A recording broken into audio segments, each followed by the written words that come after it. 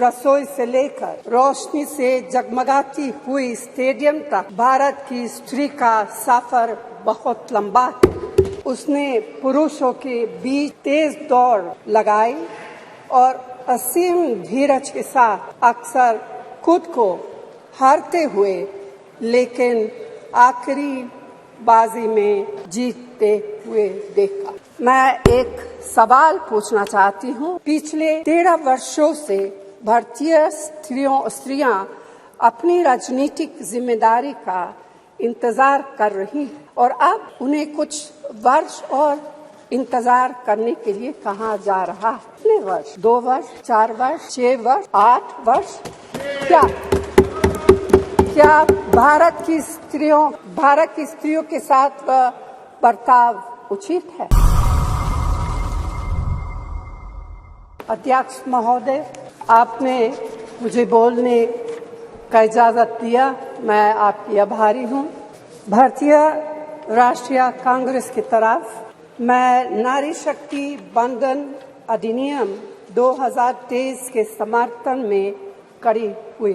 धुएं से भरी हुई रसोई से लेकर रोशनी से जगमगाती हुई स्टेडियम तक भारत की स्त्री का सफर बहुत लंबा है, लेकिन आखिरकार उसने मंजिल को छू लिया है। उसने जन्म दिया, उसने परिवार चलाया, उसने पुरुषों के बीच तेज दौड़ लगाई और असीम धीरज के साथ अक्सर खुद को हारते हुए लेकिन आखिरी बाजी में जीतते हुए देखा।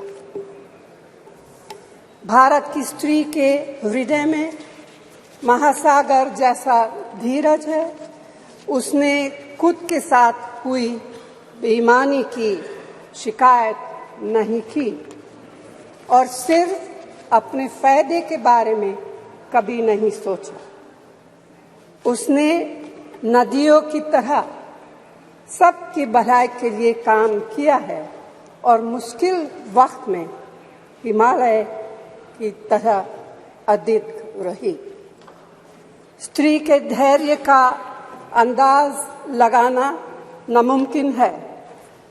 वह आराम को नहीं पहचानती और तक जाना भी नहीं जानती। हमारे महान देश की माँ है स्त्री, लेकिन स्त्री ने हमें सिर्फ जन्म ही नहीं दिया है, अपने आंसुओं खून पसीने सींचकर हमें अपने बारे में सोचने लायक, बुद्धिमान और शक्तिशाली भी बनाया है।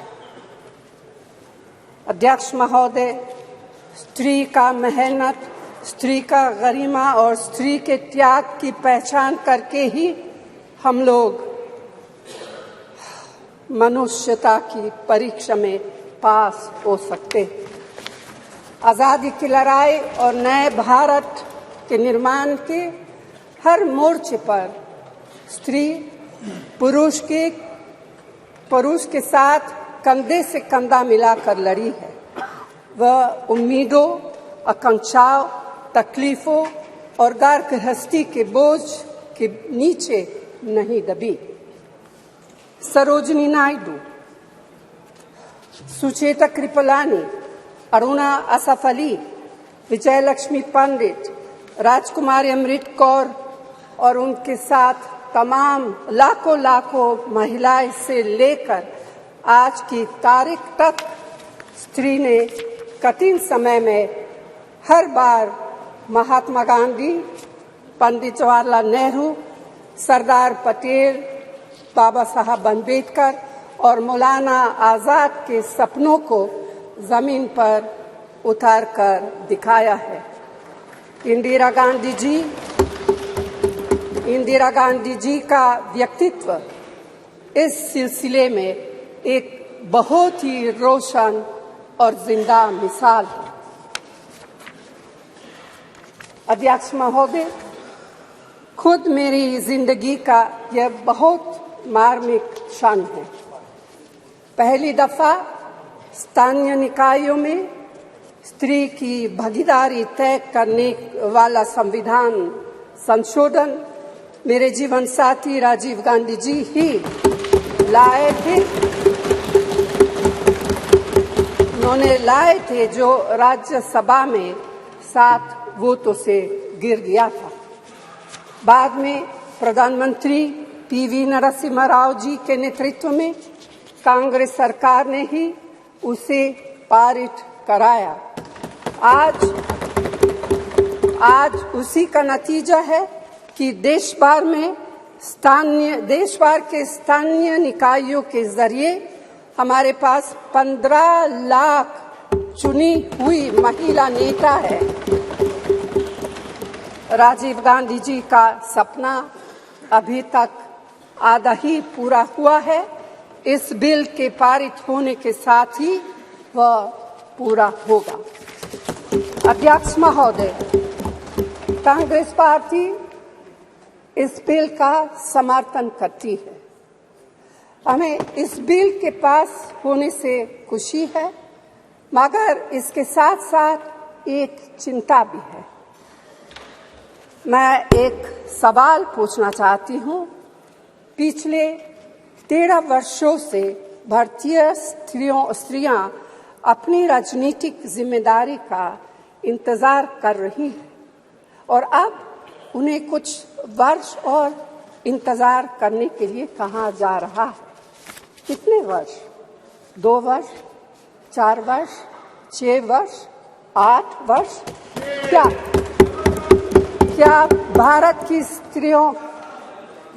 स्त्रियों के साथ बर्ताव उचित है? भारतीय राष्ट्रीय कांग्रेस की मांग है कि यह बिल फौरन अमल में लाया जाए, लेकिन इसके साथ ही कास्ट सेंसस कराकर शेड्यूल ट्राइब, ओबीसीज की महिलाओं के आरक्षण की व्यवस्था की जाए। सरकार को इसे साकार करने के लिए भी जो कदम उठाने की जरूरत है वह उठाने ही चाहिए। अध्यक्ष महोदय, स्त्रियों के योगदान की स्वीकार करने और उसके प्रति आभार व्यक्त करना का यह सबसे उचित समय। इस बिल को लागू करने में और देरी करना भारत की स्त्रियों के साथ घोर नाइंसाफी है।